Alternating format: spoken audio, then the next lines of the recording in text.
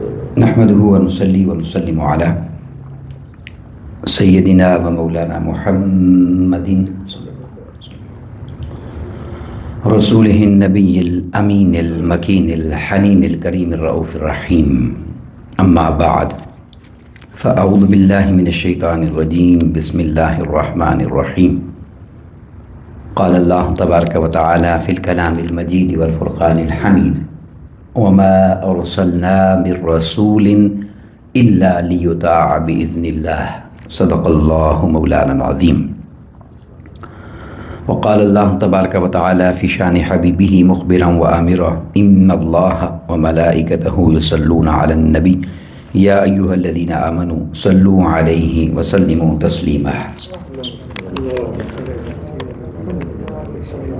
مولاي صل وسلم دائما أبدا على حبيبك خير الخلق كلهم محمد سيد الكونين والثقلين والفريقين من عرب ومن عجم. یا ربی بالمصطفیٰ بلغ مقاصدنا واغفر لنا ما مضى یا واسع الکرم. اللہ رب العزت خالق کائنات کی حمد و ثنا پیارے آقا کریم علیہ الصلوۃ والسلام کی بارگاہ میں عاجزانہ ہدیہ درود و سلام کے بعد تمام احباب اور سامعین کو السلام علیکم ورحمۃ اللہ وبرکاتہ. الحمدللہ تعالی اللہ رب العزت کا بے پایاں لطف و کرم ہے اور احسان عظیم ہے، جس کی توفیق خاص سے جمعۃ المبارک کی ان بابرکت ساعتوں میں ہم سب شریک ہوئے ہیں. اور یہ مبارک مہینہ ماہ میلاد النبی صلی اللہ علیہ وسلم اللہ رب العزت نے ہم سب کو اپنی زندگیوں میں ایک بار پھر نصیب فرمایا. اس مبارک مہینے میں ہم نے اپنے محبوب علیہ الصلوۃ والسلام کی ولادت پاک کے حوالے سے آقا علیہ الصلوۃ والسلام کی میلاد مبارک پر اللہ رب العزت کی عطا کردہ توفیق کے مطابق اس خوشی کو منایا بھی ہے، اور جتنا اس کی عطا تھی اور مہربانی تھی اتنی توفیق سے ہم نے آقا علیہ الصلوۃ والسلام کے میلاد مبارک کو سجانے کا، منانے کا اہتمام بھی کیا. آج کی اس جمعۃ المبارک کی نشست میں اس مضمون پر اظہار خیال کرنا چاہ رہا ہوں جو آقا علیہ الصلوۃ والسلام کے میلاد مبارک کا سب سے بڑا تحفہ انسانیت کو ملا. یہ اتنا عظیم تحفہ ہے کہ اللہ رب العزت نے جہاں تمام امتوں کو اپنی جانب سے درس توحید دلایا انبیاء کرام کی زبانی، وہیں اللہ رب العزت نے انبیاء کرام علیہم السلام کی اطاعت کا حکم فرمایا. یہ وجہ ہے کہ میں نے اپنی گفتگو کے اندر میلاد پاک کے حوالے سے جب بات کی تھی تو ہم نے یہ گزارش یہ کی تھی، سمجھنے کی کوشش یہ کی تھی کہ آقا علیہ الصلوۃ والسلام کا میلاد وہ ہے جو منایا جاتا ہے، اور اس میلاد پاک کے صدقے ایک سیرت ایسی ملی ہے جسے اپنایا جاتا ہے. تو میلاد ہے منانے کے لیے اور سیرت ہے اپنانے کے لیے. یہ آیت کریمہ کے الفاظ جو میں نے تلاوت کیے یہ سورہ النساء ہے، پارہ نمبر 5 ہے. اس کی آیت مبارکہ نمبر 64 کا پہلا حصہ ہے ابتدائی. رب کائنات نے فرمایا: وما ارسلنا من رسول، ہم نے کوئی پیغمبر بھی ایسا نہیں بھیجا ہے، کوئی رسول بھی ایسا نہیں بھیجا. آگے اس کا مقصد بیان کیا جا رہا ہے، الا مگر اس لیے لیطاع باذن اللہ، کہ اللہ کے حکم کے ساتھ ان کی اطاعت کی جائے، ان کی پیروی کی جائے، نبی کو فالو کیا جائے، ان کی حیات پر عمل کیا جائے، ان کے اسوہ کو اپنایا جائے. یہ وجہ ہے میلاد یقیناً منانا ہے اور سیرت کو اپنانا ہے.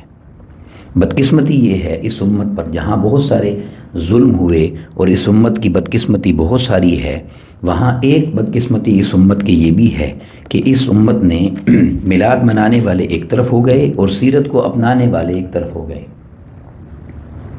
حتیٰ کہ اگر آقا علیہ الصلوۃ والسلام سے غلامی کا تعلق جوڑنا ہے اور آقا علیہ الصلوۃ والسلام کی غلامی میں آنا ہے تو جہاں میلاد منانا ہے وہیں اس سیرت کو اپنانا بھی ہے، تب جا کے انسان کا ایمان کامل ہوتا ہے۔ جب تک ہم اس حقیقت کو سمجھ نہیں پائیں گے اور اس حقیقت کو صحیح معنی میں سمجھ کر اختیار نہیں کرتے، اس وقت تک یہ امت زوال سے نہیں نکل سکتی۔ تو ضروری ہے کہ اس امر پر انسان توجہ اور دھیان رکھے کہ ہم نے آقا علیہ الصلوۃ والسلام کی میلاد پاک کو منانا ہے، اور ایسا منانا ہے کہ کوئی خوشی کائنات میں ایسی نہ منائی جائے، اور سیرت پاک کو بھی ایسا اپنانا ہے کہ اس میں پھر کوئی مصلحت و حکمت کی بات نہ رہے، تب جا کے انسان آقا علیہ الصلوۃ والسلام کی غلامی کا حق ادا کر سکتا ہے۔ اللہ رب العزت نے کم و بیش 1.25 لاکھ انبیاء کرام کو بھیجا، جن میں سے 313 وہ ہیں کم و بیش جنہیں اللہ رب العزت نے منصب رسالت عطا فرمایا، وہ رسول ہوئے۔ اب ہر رسول نبی تو ہوتا ہے مگر ہر نبی رسول نہیں ہوتا، تو 1.25 لاکھ انبیاء کرام ہیں، جن میں سے 313 وہ ہیں جو رسول ہیں۔ تو فرمایا وما ارسلنا بالرسول الا لیطاع باذن اللہ، ہم نے یہ رسول اس لیے بھیجے ہیں کہ اللہ کے حکم سے ان کی اطاعت کی جائے۔ اب ان کی اطاعت کی شان کیا ہے؟ تمام انبیاء کرام یعنی ان 313 کو چھوڑ کر وہ تمام انبیاء کرام بھی انہی 313 کی اتباع میں رہے، انہی کی اطاعت کرتے رہے، انہی کے دین پر رہے، انہی کے طریق پر رہے۔ تو نبی ہو کر بھی رسول کی اطاعت ہے، تو ایک عام بندہ اس اطاعت سے انکار کیسے کر سکتا ہے؟ اس لیے فرمایا کہ ہم نے ان کو اس لیے بھیجا ہے۔ اب یہ ایک بڑی لطیف بات ہے جو میں شروع میں عرض کر دینا چاہتا ہوں کہ نبی اور رسول کیا ہوتا ہے۔ تو آپ جانتے ہیں نبی جو ہے نبا سے مشتق ہے، اور نبی کہتے ہیں نبی اسے کہتے ہیں کہ جو باخبر ہو، جس کے پاس خبر ہو، یعنی ہم اسے علم غیب کہتے ہیں، غیب کی خبر رکھنے والا، غیب کی خبر دینے والا اور غیب کی خبریں بتانے والا۔ تو اصل میں نبی وہ ہوتا ہے جو باخبر ہوتا ہے، جو کیا ہوتا ہے بولیے؟ باخبر ہوتا ہے، علم والا ہوتا ہے۔ اب اگر کوئی شخص نبی کے باخبر ہونے کا انکار کرتا ہے تو دراصل وہ شان نبوت کا انکار کرتا ہے۔ اب نبی پر ایمان لانے کا معنی ہی یہ ہے کہ ان کو باخبر مانا جائے، تو اگر باخبر ہی نہیں مانا تو اس کا مطلب یہ ہے کہ نبوت کو ہی نہیں مانا۔ اب اس کے بعد رسول ہے، تو رسول کون ہے؟ رسول وہ ہوتا ہے جو پیغام پہنچانے والا ہوتا ہے، رسالت اللہ کی طرف سے، اسے پیغام رسا کہتے ہیں، اسے فیضان رسا کہتے ہیں پہنچانے والا، اسے ایمان رسا کہتے ہیں ایمان پہنچانے والا، عرفان رسا کہتے ہیں عرفان پہنچانے والا۔ تو وہ جو وہاں سے لیتا ہے اور ادھر دیتا ہے، جو رب سے لیتا ہے اور انسانیت کو دیتا ہے، اسے رسول کہتے ہیں۔ اب اگر کوئی نبی کی دینے کی شان کا انکار کرتا ہے یا عطا کا انکار کرتا ہے تو دراصل وہ رسالت کے منصب کا انکار کرتا ہے، وہ منکر رسالت ہو جاتا ہے۔ تو نہ انبیاء کرام کے علم غیب سے انکار کیا جا سکتا ہے ورنہ نبوت کا انکار بنے گا، اور نہ نبی کی عطا کا انکار کیا جا سکتا ہے ورنہ منصب رسالت کا انکار ہو جائے گا۔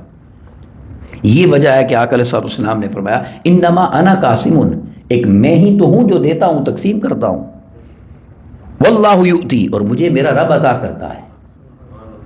یہ ہے وہ منصب رسالت کے رب سے لے کر انسانیت کو دینا۔ تو اگر اس عطا کا انکار کر دیا جائے تو اس سے آقا علیہ الصلوۃ والسلام کی ذات پر کوئی حرف نہیں آتا، انسان کا اپنا ایمان ختم ہو جاتا ہے کہ وہ منصب رسالت کا ہی انکار کر رہا ہے۔ یہ زبان سے محمد رسول اللہ جو کہہ رہا ہے تو کیا کہہ رہا ہے؟ رسول تو ہوتا ہی وہ ہے جو عطا کرنے والا ہے۔ تو یہ ہے وہ مضمون جس پر توجہ کرنے کی ضرورت ہے۔ اب جب رب کائنات نے انبیاء کرام علیہ السلام کے لیے اور اپنے مبارک رسولوں کے لیے یہ فرمایا وما ارسلنا من رسول، ہم نے یہ رسول اسی لیے تو بھیجے ہیں الا لیطاع باذن اللہ، کہ ان کی اطاعت کی جائے اللہ کا حکم پورا کرنے کے لیے، یعنی ان کے پیچھے چلنا ہے، ان کو فالو کرنا ہے، ان کی پیروی کرنی ہے، ان کی اطاعت کرنی ہے۔ کس لیے؟ یہ اللہ کا حکم ہے۔ اب یہاں ایک بات ہے بڑی باریک سمجھنے والی، اس سے پہلے کہ میں اس پر آگے چند باتیں کہوں، وہ یہ کہ معاذ اللہ اس امت میں کہیں نہ کہیں برابری کی بات کر دی جاتی ہے، مثلیت کی بات کی جاتی ہے، اور معاذ اللہ انبیاء کرام علیہم السلام کے لیے کی جاتی ہے. تو جملہ یہ ہے سمجھنے والا کہ برابری کہاں ہو سکتی ہے کہ رب کائنات نے تو 1.25 میں سے بھی 313 کو جدا کر دیا ہے. وہ نبی اور یہ رسول، فرمایا رسول اس لیے ہیں کہ اطاعت کی جائے. اور میں آپ کو پہلے عرض کر چکا ہوں کہ رسولوں کا منصب یہ ہے کہ نبی بھی رسول کی اطاعت کرتا ہے. تو آپ فرق سمجھے ہیں کہ نبی بھی رسول کے برابر بولے نہیں ہے، کیونکہ رسول وہ ہے جو آگے ہے اور نبی اس کے پیچھے چل رہا ہے. تو پھر ایک عام امتی اور ایک عام انسان وہاں تک برابری کی بات کیسے کر سکتا ہے؟ یہ وہ مراتب ہے جن کا انکار کرنے سے انسان اصل کو کھو دیتا ہے اور وہ گمراہی کے راستے پر چل پڑتا ہے. تو رب کائنات نے تو 1.25 میں بھی 313 کو امتیاز دے دیا، عظمت دے دی. اور پھر آقا علیہ الصلوۃ والسلام نے ان 313 میں سے بھی فرمایا کہ 5 اولو العزم ہیں، اور ان 5 میں بھی فرمایا کہ سب سے خاص حبیب مصطفیٰ میں ہوں، جسے سب سے بڑی عظمت کے لیے چن لیا گیا ہے. مصطفیٰ کا مطلب بھی یہ ہے جسے چن لیا جاتا ہے. تو یہ ہے وہ راستہ جس راستے کو سمجھنے کی ضرورت ہے. مگر میں آج اس پر فوکس کر رہا ہوں اور یہ بات آپ تک پہنچانا چاہتا ہوں کہ اگر ہم آقا علیہ الصلوۃ والسلام کی اور نبی کی اور رسول کی اطاعت کے راستے پر نہیں ہیں تو ہم کبھی حقیقت کے راستے پر نہیں چل سکتے. یعنی اس میں کوئی دوسری رائے نہیں ہے کہ میلاد منانا ہے، مگر میلاد منانے کا پیغام یہ ہے کہ سیرت کو اپنانا ہے. یہ جو میلاد ہے اس کا سب سے بڑا صدقہ یہ آقا علیہ الصلوۃ والسلام کی سیرت ہے. اب اس سیرت کو رب کائنات کیسے بیان کر رہا ہے؟ دیکھیے قرآن مجید میں اللہ تبارک و تعالیٰ فرماتا ہے لَقَدْ كَانَ لَكُمْ فِي رَسُولِ اللَّهِ أُسْوَةٌ حَسَنَةٌ. یہ معروف کلمات ہیں آیت کریمہ کے، اکثر لوگ اس کو جانتے ہیں، ان الفاظ سے واقف ہیں، مگر اس آیت کریمہ کو پورا پڑھیں تو اس مضمون کی اہمیت کی سمجھ آتی ہے. رب کائنات نے فرمایا لَقَدْ كَانَ لَكُمْ فِي رَسُولِ اللَّهِ أُسْوَةٌ حَسَنَةٌ. فی الحقیقت اس سے بڑی حقیقت ہے ہی کوئی نہیں. اصل میں حقیقت ہے ہی یہ کیا تمہارے لیے میرے محبوب علیہ الصلوۃ والسلام کی ذات پاک وہ ہے جو سب سے بڑھ کر نہایت حسین نمونہ حیات ہے، جس کو اپنایا جائے، جس پر تم چلو گے، جس کو فالو کرو گے، جس کے پیچھے تم چلو گے، تم نے اس کو اپنانا ہے. اس سے بڑھ کر تمہیں روئے زمین پر کوئی چیز نہیں ملے گی. تم نے میرے محبوب پاک علیہ الصلوۃ والسلام کو فالو کرنا ہے، ان کی پیروی کرنی ہے، ان کی اطاعت کرنی ہے. یہ ایسا بہترین نمونہ ہے کہ جو اس نمونے کو اپنا لیتا ہے وہ بھی بہترین ہوتا چلا جاتا ہے. یہ ہے پیغام. مگر اس آیت کریمہ کو اگلے الفاظ دیکھیں کیا ہے. اب یہ چونکہ اتنی معمولی بات نہیں ہے نا، تو آگے رب کائنات نے کیا فرمایا؟ فرمایا ہاں یہ بات تو درست ہے جو میں کہہ رہا ہوں کہ اس سے بہترین کوئی چیز نہیں ہے جس کو تم فالو کرو، مگر فرمایا یہ اس کے لیے ہے لمن کان یرجو اللہ والیوم الآخر. یہ ہے اصل پیغام. یہ راز وہ سمجھے گا اور یہ راز وہ اپنائے گا اور سیرت کے راستے پر وہ چلے گا لمن کان یرجو اللہ، جسے یقین ہے اور امید ہے کہ رب سے ملاقات ہوگی،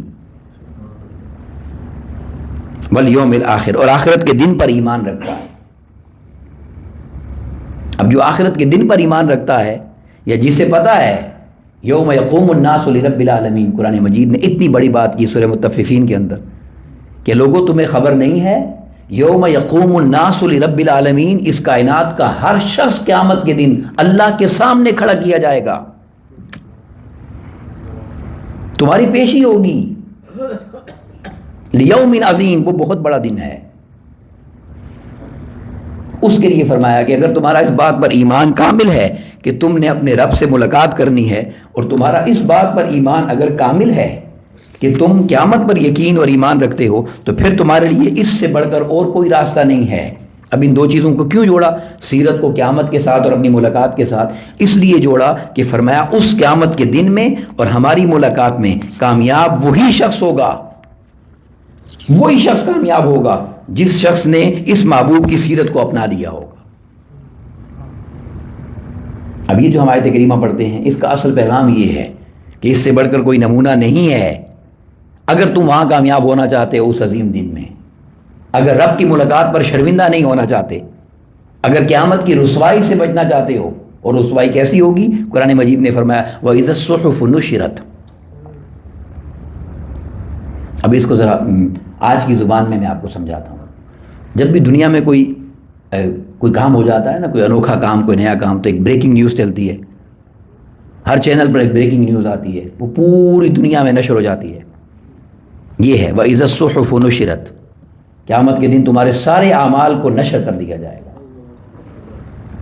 جو انسان چھپا کر کرتا ہے، گناہ کرتا ہے، غفلت کرتا ہے، نافرمانی کرتا ہے، انسان تو چھپاتا ہے. فرمایا قیامت کے دن ایسا معمولی مت سمجھو، اس دن تمہارے ہر عمل کو نشر کر دیا جائے گا، بالکل بریکنگ نیوز کی طرح سامنے آ جائے گا. یہ وجہ ہے کہ علماء اور صوفیاء یہ کہتے ہیں کہ عذاب تو بہت دور کی بات ہے، جہنم میں جانا سب کے سامنے جب سارے اعمال کھل جائیں گے، وہ رسوائی سب سے بڑی رسوائی ہوگی. اب اس دن کی کامیابی کا راستہ بتایا جا رہا ہے کہ اگر کامیاب ہونا چاہتے ہو تو میرے محبوب کی پیروی میں آ جاؤ، میرے محبوب کے اسوہ کو اپنا لو، اس سیرت کو اپنا لو، تاکہ تم قیامت کی رسوائی سے بچ جاؤ اور قیامت کی رسوائی سے تمہیں محفوظ کر لیا جائے. اگر تم یہ نہیں کر سکتے تو قیامت کے دن تمہارے لیے سوائے رسوائی کے اور کچھ بھی نہیں بچے گا. اب یہی بات اللہ رب العزت نے سورہ ممتحنہ میں بھی بیان کی. یہی جو ہم آیت کریمہ اکثر پڑھتے ہیں، لَقَدْ كَانَ لَكُمْ فِي رَسُولِ اللَّهِ أُسْوَةٌ حَسَنَةٌ. میرے محبوب علیہ السلام کی جو ذات مبارک ہے، تمہیں زندگی گزارنے کے لیے سب سے بہترین نمونہ میں نے دے دیا ہے. یہ ان کی اتباع کرو. اور پھر آگے وہی بات، لمن کان یرجو اللہ والیوم الآخر، جس شخص کی یہ امید ہے کہ وہ اللہ کی بارگاہ میں حاضر ہوگا اور آخرت پر یقین رکھتا ہے، اس کے لیے اس سے بہترین نمونہ کوئی نہیں. مگر آگے یہاں پھر ایک اور مختلف بات ہے اس آیت کریمہ سے ہٹ کر، اور وہ کیا فرمایا، وَمَن یتولی، اور جس نے یہ بات نہ مانی، جو اس راز کو نہ سمجھا اور میرے محبوب پاک علیہ السلام کی اطاعت سے انکار کیا یا منہ پھیرا یا ان کے راستے پر نہ چلا، جو نافرمان ہوا، وَمَن یتولی فَإِنَّ اللَّهَ هُوَ الْغَنِيُّ الْحَمِيدُ، تو اللہ رب العزت کی ذات کا کیا جاتا ہے، وہ بے نیاز ہے، ساری ہم تعریفیں اس کے لیے ہیں، سارا نقصان اسی کے لیے ہے جو میرے محبوب کے راستے کو چھوڑ دیتا ہے. اب یہ وہ اصل پیغام ہے اس امت کے لیے جس پر مجھے آپ کو سمجھنا اور کوشش کرنے کی ضرورت ہے کہ ہم آقا علیہ السلام کی سیرت طیبہ کو اپنائیں اور فالو کریں. میری اور آپ کی جو زندگی ہے، الا ماشاء اللہ، ہم زندگی اپنے طریق پر گزار رہے ہیں، اپنی مرضی سے گزار رہے ہیں. اور یہ صوفیاء کا بڑا خوبصورت فرمان ہے، اولیاء نے یہ بات کہی ہے، بڑی خوبصورت بات ہے سمجھنے کے لیے. اگر انسان سمجھنا چاہے تو اللہ والوں کی جو گفتگو ہے یا ان کے جو فرامین ہیں یا ان کی جو نصیحتیں ہیں، وہ ایک ایک جملہ انسان کی زندگی کو بدل دیتا ہے. اور قرآن مجید کا فلسفہ ہے، ایسا نہیں کہ ان نے قصہ کہانی کہا ہے. اب وہ کیا ہے، اب یاد رکھیں ہر انسان کے لیے دو زندگیاں ہیں، اس میں مسلمانی اور کافری کی بات بھی نہیں ہے. ہر انسان نے دو زندگیاں ہیں، ایک یہاں کی زندگی ہے، زیادہ فلسفے کو چھوڑ بھی دیں، اور ایک بولیے آگے کی زندگی، آخرت کی. دو زندگیاں ہیں نا ہر انسان کے لیے. اب ان دو زندگیوں میں اختیار کیا ہے انسان کا؟ اختیار کیا ہے؟ وَهَدَيْنَاهُ النَّجْدَيْنِ، ہم نے دونوں راستے انسان کو دکھا دیے ہیں. یہ زندگی بھی بتا دی ہے جس کا پتہ ہے کہ یہ ختم ہو جائے گی. اتنا تو ہر شخص کو پتا ہے نا، مومن کو، کہ اس نے کل نفس ذائقۃ الموت ہے، اس کا اختتام ہونا ہے. اور جب وہ زندگی شروع ہو جائے گی تو اس کے لیے کیا فرمایا، وہ کبھی ختم ہونے والی، بولیے والآخرۃ خیر وابقیٰ، آخرت بہتر ہے اس لیے کہ ہمیشہ رہے گی، باقی رہے گی. اب یہ دو زندگیاں ہمارے پاس ہیں. اب اس زندگی میں 40 سال عمر ہے، 50 سال عمر ہے، 60 سال عمر ہے، 70 سال عمر ہے، 80 سال، 100 سال، 500 سال، 1000 سال والے بھی چلے گئے. ایسا ہی ہے نا. تو مطلب یہ ہے کہ اس نے ختم ہونا ہے، اور وہ کبھی ختم ہونے والی، بولیے اونچا، نہیں ہے. اب ہمیں اختیار دے دیا ہے کہ ایک مرضی تم نے اپنی مرضی کی زندگی گزارنی ہے، ایک زندگی. اے انسان تجھے اختیار دیتے ہیں، کھلی چھٹی ہے تجھے، ایک زندگی تو اپنی مرضی کی گزار. یا اللہ دوسری زندگی کا کیا ہوگا؟ فرمایا اصول یہی ہے، ایک زندگی تیری مرضی کی، ایک زندگی میری مرضی کی. بس یہ اختیار ہے انسان کا، 50-50. خلیفہ بنایا نا، نائب بنایا تو 50% اس کو دے دیا. تو ایک زندگی اپنی مرضی سے گزار، ایک زندگی میری مرضی کی ہوگی. تو یا اللہ میرا اختیار کیا ہے؟ فرمایا تیرا اختیار اور کوشش یہ ہے کہ تو چاہے یہاں اپنی مرضی کر یا چاہے آگے آ کر اپنی مرضی کر، بس ختم۔ ایک جگہ میری مرضی چلے گی، یہ بھی تیری مرضی ہے، تو چن لے۔ دنیا میں میری مرضی پکڑ لے تو آخرت میں تیری مرضی چلے گی، اور اگر دنیا میں تو نے اپنی مرضی کی تو آخرت میں پھر ہماری مرضی ہوگی، چاہے تو دوزخ میں ڈال دیں، چاہے تو مالک کو معاف کر دوں، تو اس کی مرضی ہے۔ یہ ہے اصل زندگی کی کہانی۔ اب ہمارا مسئلہ یہ ہے، ہم اس فانی زندگی کو اپنی مرضی سے گزار رہے ہیں، اس فانی زندگی کو اپنی مرضی سے گزار رہے ہیں، اور اس زندگی کو اللہ کی مرضی پہ چھوڑ دیا ہے جو کبھی ختم ہی نہیں ہونی،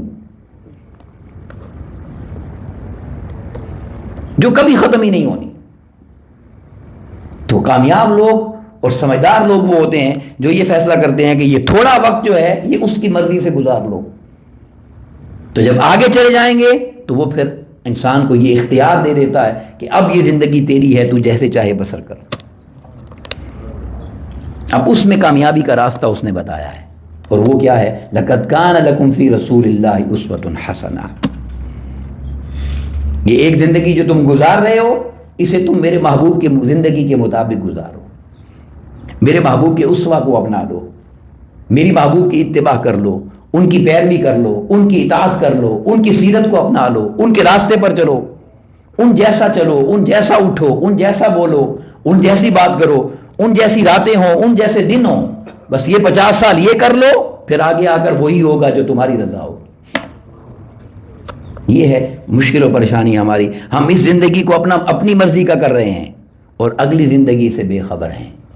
اسی لیے قرآن مجید نے جوڑا ہے، اقترب للناس حسابہم، لوگوں کے حساب کا وقت قریب آ گیا ہے، وہم فی غفلۃ معرضون، اور وہ غفلت میں ایسے پڑے ہوئے ہیں کہ اس طرف دھیان ہی نہیں ہے، دوسری طرف بھاگ رہے ہیں۔ تو یہ ہے وہ اصل مضمون کہ جس پر مجھے آپ کو توجہ کرنے کی ضرورت ہے۔ اگر ہم اپنی زندگی آقا علیہ الصلوۃ والسلام کے اسوہ کے مطابق ڈال دیں، ان کی سیرت کے مطابق کر لیں، ان کے راستے کو اپنا لیں، ان جیسی زندگی بنا لیں، تو پھر یہ زندگی بھی کامیاب ہے اور وہ زندگی بھی کامیاب ہے۔ اور جب اطاعت کی بات کی جاتی ہے تو اطاعت کیا ہے؟ اطاعت قول کی ہے، ہر آقا علیہ الصلوۃ والسلام کا قول اس کی اطاعت، اطاعت عمل کی ہے، ہر آقا علیہ الصلوۃ والسلام کا عمل اس کی اطاعت، ہر قول کی اور ہر عمل کی، پھر اپنی مرضی نہیں رہتی۔ اور اگر ہم غور کریں نا، یہ تو قرآن مجید کے 30 پارے ہیں، ان میں ایک ایک لفظ کی اتنی تشریح ہے، سمندر ہے، یہ بہت دور کی باتیں ہیں۔ ہم جو پہلا کلمہ پڑھتے ہیں، پہلا کلمہ جو ہمارا ہے وہ کیا ہے؟ لا الہ الا اللہ محمد رسول اللہ، جسے کلمہ طیب کہا جاتا ہے۔ اس پہلے کلمے کا پہلا لفظ کیا ہے؟ بولیں لا۔ لا کا مطلب کیا ہے؟ نو، نہیں۔ یہ شروع ہی سبق نہیں سے ہوتا ہے، تیری مرضی نہیں۔ یہ ایگریمنٹ جو ہم سائن کر رہے ہیں، جس کو اپنایا ہوا ہے، دل پہ مور لگا کے بیٹھے ہیں، مسلمان ہیں، اس کا سبق ہی نہیں سے شروع ہو رہا ہے، تیری مرضی نہیں، ہماری مرضی۔ تو آپ ساری زندگی کرتے رہیں زبان سے لا الہ الا اللہ، اور کریں وہ جو اپنی مرضی ہے، تو بتائیں ہم نے عمل کیا؟ بولیے، نہیں کیا ہم نے تو پہلے لا کو ہی نہیں پکڑا، الہ تو بعد میں ہے، الا اللہ بعد میں ہے، محمد رسول اللہ اس کے بعد ہے، اور دوسرا کلمہ ہے شہادت، گواہی دینا۔ گو شہادت رہے الفت میں قدم رکھنا ہے، لوگ آسان سمجھتے ہیں مسلمان ہونا۔ زبان سے کہہ بھی دیا لا الہ تو کیا حاصل، دل و نگاہ مسلمان نہیں تو کچھ بھی نہیں۔ تو اصل میں یہ ہے ایگریمنٹ، وہ جو دین کا ہے، ایمان کا ہے، کہ ہم ان کی اطاعت میں آ جائیں۔ لقد کان لکم فی رسول اللہ اسوۃ حسنہ، آ جاؤ اس بہترین زندگی کو اپنا لو۔ جو اس بہترین زندگی کو اپنا لے گا اس کی زندگی بہترین کر دی جائے گی۔ اور آپ تاریخ اٹھا کر دیکھ لیں، آقا علیہ الصلوۃ والسلام کی امت میں اس وقت سے لے کر اب تک کتنے انسان دنیا میں آئے چلے گئے، کافروں کو تو چھوڑے، امت کی بات کریں، 1400 سالوں میں کتنے مسلمان گئے ہیں؟ ٹھیک ہے، بے شمار امت ہے نا، تو ان میں سے روشن کن کے نام ہیں؟ زندہ کن کے نام ہیں؟ انہی کے نام زندہ ہیں جنہوں نے محبوب کی اسوہ کو اپنا لیا، جنہوں نے طریق اپنی زندگی کا وہ بنا لیا جو آقا علیہ الصلوۃ والسلام کا تھا، جنہوں نے زندگی آقا علیہ الصلوۃ والسلام کے بتائے ہوئے طریق کے مطابق گزاری، وہ کامیاب ہو گئے، اور جو اس راستے کو بھول گئے وہ کبھی بھی کامیابی کے راستے پر نہیں چل سکے۔ اب میری آپ کی پریشانی یہ ہے، یہ تو اللہ رب العزت کی مہربانی ہے، اس نے ہم پر عنایت کی ہے، اور اس کی خاص ہم پر مہربانی ہے، اس نے ہمیں اطاعت کا حکم دیا ہے۔ وما ارسلنا برسول الا لیطاع باذن اللہ، حالانکہ اطاعت سے آگے کی بات ہے، جو حقیقت ہے اور کامیابی کا راز ہے اور سب سے بڑی کامیابی ہے، وہ اس اطاعت سے آگے کا ہے، اور وہ کیا ہے؟ قرآن مجید نے فرمایا قل ان کنتم تحبون اللہ، بتاؤ، اگر آپ بتا دیں محبوب ان سے، اگر تم اللہ سے محبت کرتے ہو فاتبعونی، پھر میری اتباع کرو، یہاں اطاعت نہیں کہا، اس لیے کہ ہم سے تو اطاعت ہی نہیں ہو پا رہی، اتباع تو بہت دور کی بات ہے۔ میں اس کا فرق آپ کو بتاتا ہوں جس پر مکمل کرنا چاہتا ہوں۔ اطاعت کیا ہے؟ میں نے آسان دو چیزیں بتائیں، ہے تفصیل زیادہ ہے۔ ہر قول کی اطاعت، ہر عمل اور فعل کی اطاعت، جو آپ نے فرما دیا وہ کرنا ہے، جو آپ نے کیا وہ کرنا ہے، یہ اطاعت ہے، ٹھیک ہے؟ اور اتباع کیا ہے؟ اتباع جو ہے اس میں قول اور فعل بندہ نہیں ڈھونڈتا، وہ اس سے آگے کی بات ہے۔ قل ان کنتم تحبون اللہ، اگر تم اللہ سے محبت کرتے ہو فاتبعونی، تم میری اتباع کرو، کیا ہوگا؟ یحببکم اللہ، تم نے اللہ سے کیا محبت کرنی ہے؟ اللہ خود تم سے محبت کرنے لگ جائے گا۔ تم کیا کرو گے؟ اللہ تم سے ایک تو ہے نا، انسان اللہ سے محبت کر رہا ہے، ٹھیک ہے، مگر جس سے اللہ محبت کر رہا ہے وہ کتنا عظیم ہے، تو یہ راستہ اتباع سے ملتا ہے۔ اب اتباع کیا ہے؟ میں نے کئی دفعہ آپ کو یہ مثال دی ہے، سب سمجھا دیتا ہوں، مکمل کرتا ہوں بات۔ اطاعت حکم کی ہوتی ہے، جب کوئی آپ کو حکم مل گیا آپ نے پورا کر دیا، یہ اطاعت ہے۔ نہیں کیا تو آپ نے اطاعت نہیں کی، فیل ہو گیا۔ اور اتباع وہ ہوتی ہے کہ حکم سے پہلے کر دیا جاتا ہے، حکم سے پہلے انسان باخبر ہوتا ہے کہ کرنا کیا ہے۔ جیسے آپ زندگی کی مثال لیں، دنیا میں دیکھیں، اولاد ہوتی ہے نا، کئی اولادیں بہت اچھی ہوتی ہیں، کئی اولادیں اچھی نہیں ہوتی ہیں۔ اللہ سب کی اولادوں کو ہدایت عطا کرے اور رائے راست پر رکھے، والدین کی آنکھوں کی ٹھنڈک بنائے، مگر ہر اولاد ایک جیسی نہیں ہوتی۔ اب آپ کے گھر مہمان آ جاتے ہیں، ٹھیک ہے، اور آپ ان کو سرو کرنے کے لیے بیٹے کو، بچے کو کہتے ہیں بیٹا کچھ کولڈ ڈرنک لے آؤ، کچھ چائے لے آؤ، کچھ پیش کرو، وہ فوراً جا کے اٹھا کے لے آتا ہے۔ اچھی بات ہے، بہت اچھا بچہ ہے، اس نے آپ کی بات مان لی ہے، یہ اطاعت ہے۔ اور اتباع کیا ہے؟ کہ باپ کے ساتھ اگر کوئی آیا ہے تو باپ کو زبان سے کہنے کی ضرورت نہ ہو، بیٹا خود اٹھا کر لے آئے۔ اب آپ بتائیں کس بیٹے پر زیادہ پیار باپ کو آئے گا؟ جس نے بات مانی وہ بھی اچھا ہے، مگر جسے پتا ہے کیا کرنا ہے اس سے باپ زیادہ خوش ہوگا۔ یہ فرق ہے، جب حکم مل جائے عمل کیا اللہ خوش ہوتا ہے، تم نے میرے محبوب کی مان لی ہے۔ اور اتباع وہ ہوتی ہے کہ حکم کی بندے کو ضرورت نہیں ہوتی، وہ جانتا ہے کہ شریعت کا تقاضا کیا ہے، وہ جانتا ہے کہ یہ دین کیا ہے، وہ جانتا ہے کہ محبوب کی بارگاہ میں پیش کیسے ہونا ہے، وہ ہر بات کو مانتا چلا جاتا ہے اور اللہ کی بارگاہ میں کامیاب ہوتا چلا جاتا ہے۔ اب یہ جو فرق ہے، یہ فرق میرا نہیں ہے، اللہ رب العزت نے قرآن مجید میں بیان کیا۔ اب تحویل قبلہ کا واقعہ جانتے ہیں، دوران نماز کعبہ چینج ہو گیا تھا، دوران نماز کعبہ بدل گیا۔ آقا علیہ السلام سجدے سے اٹھے، یعنی اس طرف نماز پڑھ رہے تھے، سجدے سے اٹھے اور اس طرف مڑ کے شروع کر دی نماز۔ اب صحابہ میں سے کسی کو نہیں پتا، جبرائیل آیا، وحی آئی، حکم آیا، کعبہ بدل گیا، کسی کو کچھ پتا نہیں ہے۔ اور یہ بھی تو ہو سکتا تھا، ذہن میں خیال آ سکتا تھا کہ شاید حضور کے لیے حکم آیا ہو، مگر جیسے ہی آقا علیہ السلام ادھر مڑ کے نماز پڑھنے لگے، سارے صحابہ کرام بھی ادھر مڑ گئے۔ اب قرآن مجید نے اس کو کیا بنایا؟ یہ دوسرے پارے کی دوسری آیت ہے، آیت نمبر 143، رب کائنات نے بیان کیا وما جعلنا القبلۃ التي كنت عليها۔ اب یہ جو معاملہ چلا ہے نا سارا کعبے کا بدلنے کا، فرمایا ہم نے آپ کے لیے وہ کعبہ مقرر اس لیے کیا تھا، اور اب آپ اس طرف جو پھر گئے ہیں تو یہ اس لیے ہوا ہے الا لنعلم، تاکہ پہچان ہو جائے من یتبع الرسول، کہ یہ اطاعت والے ہیں یا اتباع والے ہیں۔ کون محبوب کی اتباع کرے گا؟ وہ بغیر حکم سنے ہی پھر جائے گا۔ تو جب آقا علیہ السلام نے نماز سے سلام پھیرا، سارے غلام پیچھے بیٹھے ہوئے تھے، وہ اتباع والے تھے، اس لیے تو ان کو یہ منصب ملا رضی اللہ عنہ ورضوا عنہ، یہ ایسے ہیں کہ اللہ ان سب سے راضی ہے اور یہ اللہ سے راضی ہیں. تو اب ہم اپنی زندگی پر غور کریں. ہم تو اطاعت میں فیل ہو جاتے ہیں. شریعت کا حکم کیا ہے, ہماری اپنی مرضی کیا ہے, ہمارا اپنا فائدہ کیا ہے, ہمارا اپنا بینیفٹ کیا ہے, ہمیں کہاں سے زیادہ فائدہ مل رہا ہے. شریعت چھوڑو جی, بس وہ تو مسجد کا کام ہے, یہ دنیا داری ہے. ہم نے مسجد اور دنیا داری کو جدا کر دیا ہے, اور کوئی بات کرنے لگ جائے تو اس کو مسجد والا بنا دیتے ہیں. یہ مولوی صاحب ہیں, ان کو چھوڑو, اس دنیا کا ان کو کیا پتا. یہ دین مولوی صاحب کا نہیں ہے, نہ یہ دین صرف مسجد کا ہے, یہ دین پورے زمانے کا ہے.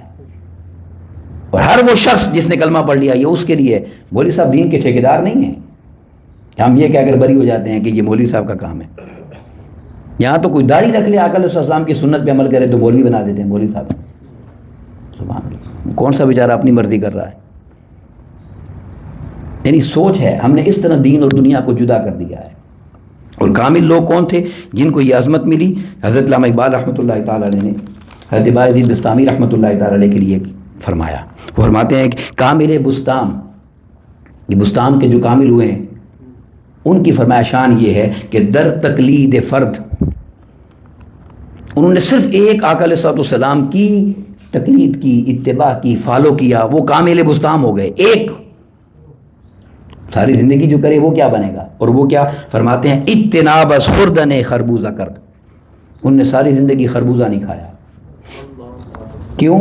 ان سے پوچھا جاتا تھا خربوزہ کیوں نہیں کھاتے, وہ کہتے تھے حضور نے کھایا یہ سنت سے ثابت ہے, مگر کیسے کھایا یہ ثابت نہیں ہے. اتباع یہ ہے, ہم تو جو حکم پتہ ہے کرنا ہے اس پر عمل نہیں کرتے.